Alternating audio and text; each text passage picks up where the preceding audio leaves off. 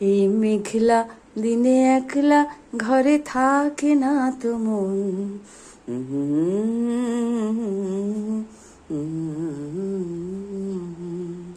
সত্যি আজ বড় দুর্যোগ। ঘরে হয়তো অনেকেরই একলা থাকতে ভালো লাগে না, তাই আমারও ভালো লাগছে না। আমি তাই কতগুলো জিনিস এসেছিল, সেগুলোই আজ খুলে খুলে দেখছি। ভাবলাম সঙ্গে আমার আপনজনদের নিয়ে নিই। তাই আমার সকল আপনজনকে আহ্বানে আসার জন্য একান্ত আহ্বান। এটি একটি মোমবাতি। এই মোমবাতিটা আমার খুব ফেভারিট। অনেকগুলো একসাথে কিনেছিলাম।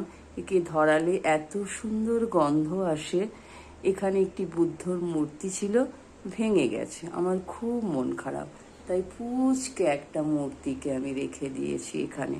এটাও আমার ভালো লাগার মূর্তি। তাই কিছু জিনিস এসেছে।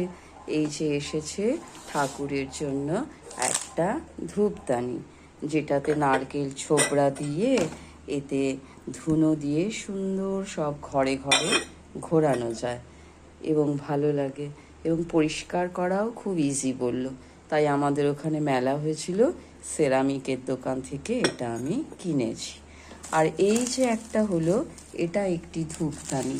এতেও ধূপ দিয়ে সুন্দর ধোঁয়াগুলো বেরোয়, অনেকটা লম্বা।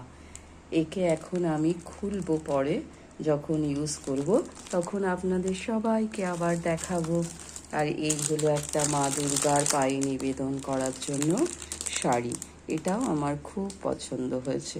প্রতিবারই একটা করে মাকে দেওয়ার চেষ্টা করি, যদি আমি দিই না, মাই নিজে নিজে নেয়। আমাকেই মা সব কিছু দিয়েছে।